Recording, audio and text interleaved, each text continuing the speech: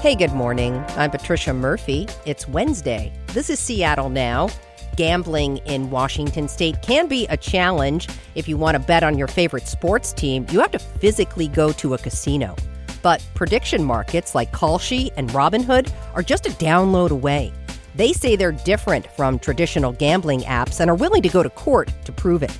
We'll hear more from KUOW's Clare McGrane in a minute. But first, let's get you caught up. Future funding for the Seattle Public Library is up for a vote today. A new levy proposal would raise $410 million to pay for essential services. The property tax measure replaces an expiring levy from 2019 and would cost a median homeowner about $160 a year. Today's vote by the City Council's Select Committee would clear the way for the levy to head to voters this August. Also at City Hall today, Mayor Katie Wilson will give an update on her plan to rapidly expand emergency shelter space in Seattle. Wilson's proposal calls for opening 1,000 new units of shelter and emergency housing this year. Tonight's event is billed as a community briefing. Business leaders and service providers will be there as well. It begins at 6 on the first floor of Seattle City Hall. And a big transit mistake along Madison Street has finally been fixed. After 19 months, city officials removed temporary steel plates and laid down new pavement at bus stops for the Rapid Ride G Line. The Seattle Times reports when the G Line opened in 2024, some of the platforms were built an inch too high. That caused problems for people who use wheelchairs and walkers when they tried to get on the bus. According to the paper, the fix cost about $650,000. We're back with more headlines on tonight's episode of Seattle Now. If you've watched TV in the past 5 years, you've likely seen ads for sports books, DraftKings, BetMGM, FanDuel, advertisements riddled with your favorite celebrities telling you how easy it is to make a quick buck. New customers bet $5, get $200 instantly in bonus bets, plus get $200 off NFL Sunday tickets. Crown is yours. Washington makes it harder to place sports bets than other states, but you may have also noticed a new type of ad popping up on your phone or maybe even during a CNN broadcast. What about the prediction markets? Yeah, are people in the public taking it seriously? The people who are putting their money where their mouth is, they're absolutely taking it seriously. I mean, take a look here. The chance that Trump buys any of Greenland by the end of his term, on Friday, it was just 12%. Whoa, way up there now to 36%, a tripling in less than a week. My goodness gracious. Prediction markets like Kalshi and Polymarket are trying to skirt Washington state's strict gambling laws, leading to a lawsuit that could set the tone on the future of sports betting in our state. Clare McGrane is here to talk about it. She's the co-host of KUOW's data-driven podcast Control F and Seattle Now OG. Clare, good to see you. Hi, Trish. Let's start with where the floodgates opened. Why can people bet on sports across the U.S. right now? It's a great question because sports betting was banned for close to 3 decades in the U.S. That is due to a 1992 law called the Professional and Amateur Sports Protection Act, PASPA. It banned all sports gambling in the U.S. outside Nevada. And in 2018, that law was overturned by the Supreme Court. Okay. So the result of that lawsuit that made it to the Supreme Court was that state governments gained control over sports gambling regulation in their jurisdiction. Today, 40 states allow sports gambling in some form. They all have their own rules and restrictions, which are different from each other and leads to some confusion sometimes. And this very sudden kind of overnight change led to a dramatic rise in online sports gambling. And that has been a huge shift, especially in the past 4 or 5 years, as states have changed their laws and companies like Fanatics, FanDuel, DraftKings have joined in on this multi-billion-dollar industry. All right, fascinating. Let's talk about Washington because, as you said, states have very different rules. Our laws are different than, say, Oregon. Why aren't we joining the wave of widespread betting? Well, in many ways, Washington legislators saw this coming. So in 2006, they passed a state law explicitly banning online gambling. And at the time, what they had in their mind was probably more casino gambling, like slot machines in an app, but it also applies to sports gambling. But after 2018, Washington did pass a law that legalized sports gambling at tribal casinos. The argument from the state was that tribal partners have been overseeing gambling in the state for a long time, and they know how to basically be responsible shepherds of gaming. A couple other states do have setups like this, so we're not totally unique. But effectively, you have to go physically to a casino. You cannot open DraftKings on your couch and place a bet. Okay, so a step in between you and your gambling is the way Washington state likes to approach it. Mm-hmm. Okay, what does it mean for gamblers in our state, though, that they can't just log in and bet? Is it harder for people to jump onto this trend? I mean, a resounding yes to the second part of your question there. And the person I spoke to who I think really demonstrates this is Luke Burbank, former Seattle radio person, currently the co-host of the podcast Too Beautiful to Live. And he moved a few years ago to Southwest Washington. So he is right on the border with Oregon. His house is in Washington, but, you know, his girlfriend's house is in Portland. Yeah, my behavior is totally different. Like, I live in a place where I can't just like open up my phone on a Sunday morning and put some bets down on my Seahawks players. When I stay over in Portland at my girlfriend's house and I wake up on a Sunday morning, I absolutely put some bets on my phone. So it's totally driven by my access to doing it. So you can really clearly see the difference between having that online access and not for Luke. And there is some scholarship on in-person versus online gambling that backs up, you know, Luke's experience here. There's that physical barrier, and there's also a stigma associated with in-person betting, or like, you know, there's a mindset shift when you enter a casino. You're kind of aware of like what a casino is, how those function. When something is in an app on your phone, it's a very different experience. What pitfalls is Washington trying to avoid by making it harder to bet? Well, restricting access to these services definitely makes it harder for people to gamble.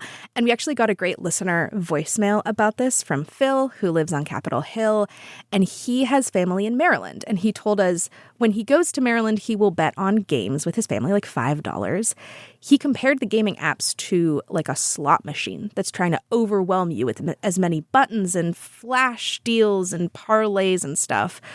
But when Phil leaves Maryland, I get a chance to, come back home to Cap Hill where it's not legal to do that on your phone in real time before I have a chance to really get hooked for more than a week. So the clear thing that Washington is avoiding is folks like Phil having that constant access and potentially developing a gambling addiction or a gambling problem.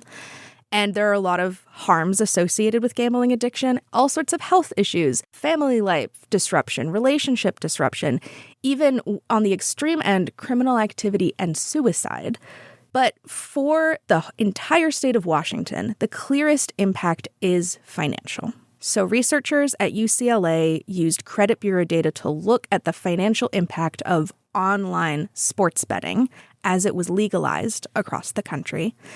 They found that in states that legalized online betting specifically, the average credit score dropped by almost 3 points, and they saw a 10% increase in bankruptcies.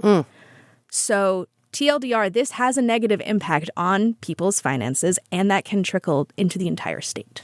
It's really interesting, Claire, because I grew up in New Jersey going to the track, betting on the horses, right? This was just part of, and I remember when they introduced off-track betting, where people would say, oh my gosh, this is going to be the worst thing that ever happened because it's going to increase gambling addiction. You really can feel the attraction of something like this. Of course, states are theoretically supposed to profit here. How does this casino-only betting system work for Washington? Well, we are actually the only state that does not raise tax revenue from tribal casinos. So Washington is not getting any tax benefit from sports gambling. But there was recent research out of the UW that actually shows sports gambling is not very effective for raising tax revenue. Specifically, online gambling is not very effective. They looked at states that had legalized online gambling, and more than half of the revenue that was raised was actually cannibalized from state lottery sales. So it wasn't bringing in as much money as expected before legalization, and the negative financial consequences that I mentioned can mean downstream effects for the state that could reduce tax revenue in other ways. Could this change? Could Washington residents at some point in the future be able to just log on to their phones and place a bet from anywhere, scratch that itch on the Ave, on the bus? I would say it is not very likely that Washington would legalize online sports betting, right? That law that was passed in 2006 is very clear. Nobody is talking about overturning that. Like, there's nobody clamoring in the state legislature to change our betting laws exactly. But there is a way you could open your phone and bet on the M's game or on anything you want in Washington state. And that is why the state is suing a company called KUOW. Yeah, we cannot talk about gambling without talking about the prediction markets. Washington State AG Nick Brown recently sued KUOW. Let's talk about how it works and how it is different from sports betting. Yes. So prediction markets make the argument that they are not sports betting because they do not set odds. There isn't a sports book per se. The way prediction markets work is, they say, more like the stock market. You are buying a future contract about the outcome of a real-world event. So I am putting money down and saying the Mariners are going to win the World Series. I'm losing that money, probably. Sorry to the M's fans in my life. But I'm not betting. It's not like there is an odd that I am saying, oh, I'm going to take this odd on this bet. What I'm doing is kind of investing in the way the prediction markets frame it. But on the user end, it functions almost the exact same way as using a betting service. You put money in, you see what percentage of people are wagering on each outcome, and you can decide how to place your money based on that. And KUOW even advertise their services as a way to get around sports gambling restrictions. When I talked to Luke, I actually asked him about this because he likes to gamble, and I said, hey, you ever tried KUOW? I don't think me and KUOW and a bottle of wine would be a great combo. I could see myself getting kind of just into a zone and getting kind of ambitious. I mean, the same reason that I've never had any online casinos on my phone. But after we talked, I found out, because he shared it on his podcast, Luke went into his kitchen and thought, you know what? Why don't I give it a try? The slippery slope, Claire. Exactly. So he put some money on a Detroit Pistons game, and he lost that money. He lost that money. He did. If he had won that money, I'm willing to bet he would have placed another bet. Very possibly. But here's the thing. Like, let's say Luke decides I don't want to bet on sports on KUOW. You could instead bet on who is going to be the Democratic nominee for president in 2028, or what Jimmy Kimmel will say in his opening monologue tonight. You can also bet on military action. There is an entire subsection on KUOW just for wagers related to the war in Iran. And you can access KUOW and other prediction markets in every state in the U.S. because they claim it's not gambling. Why is Washington State suing KUOW, and what is the preferred outcome here, Claire? The state is arguing that KUOW's service meets the legal definition of gambling in Washington. And the quote that the AG points to from the code is, gambling is, quote, staking or risking something of value upon the outcome of a contest of chance or a future contingent event. So the state wants a judge to essentially tell KUOW you cannot operate in Washington, and they are demanding that KUOW repays all of the money that Washingtonians have lost on what the state says are illegal bets made on the platform. But this will not be a very straightforward legal question, because another company involved in the prediction market space called Robinhood is countersuing the state. They argue that event contracts, these things you buy about the outcome of an event, they are federally regulated. So Washington State cannot outlaw them. Wow. And this is a legal argument that was successful in a lawsuit against New Jersey when they tried to regulate prediction markets. Basically, the third district in the federal court system said this is a federal issue. Robinhood is making the same argument in Washington's case. It's a slightly different scenario, and it's a different section of the federal court system. So that recent ruling in New Jersey doesn't necessarily say one way or the other what will happen here, but there is a legal showdown coming, that is for sure. Wow, that is fascinating, Claire. Fascinating. And what's also fascinating is how close yet how far we are from bookmaking in the 1980s, where you used to pick up the phone and call somebody. Anyway, what are you going to be looking for as the story continues, aside from the constant barrage of sportsbook and prediction market advertisements? I have Googled Kalshi way too much. Their advertising is all over my phone games and my social media. I'm really curious how judges are going to resolve this legal question before them, right? Washington State says it's within our jurisdiction because it's gambling. Robinhood, this other company, says no, it's event contracts. That's a federal issue. And Washington is not the only one taking legal action. So Arizona has brought criminal charges against Kalshi. Nevada is trying to force Kalshi to buy a state gaming license. But the legal question that is at the heart of Washington's case could have a really widespread effect on how prediction markets navigate the law or do not moving forward. I'm also going to be watching how states tweak their regulations in response to different events, right? So Washington recently did this by allowing betting on college sports, which had previously not been legalized.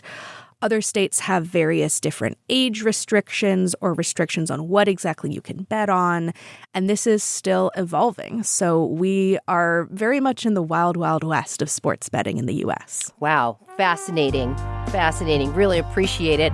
Clare McGrane is the co-host of Control F, a data-driven podcast from KUOW and a legendary longtime Seattle Now producer. Clare, really appreciate you. Anytime. For more on how sports gambling is impacting people across the U.S., listen to Control F wherever you get your podcasts. Appreciate you listening to Seattle Now, and thanks to our generous donors for your support. I predict it will take just a few minutes to rate and review our show on your favorite podcast app or share it with a friend. Go ahead, bet against me if you want to see for yourself. Today's episode was produced by Vaughn Jones. It was edited by Caroline Chamberlain Gomez. Our production team also includes Andy Hurst, Brooklyn Jamerson Flowers, and Paige Browning. Greg Kramer does our theme music. Seattle Now and KUOW Public Radio are members of the NPR network. I'm Patricia Murphy. See you tonight for Evening Headlines.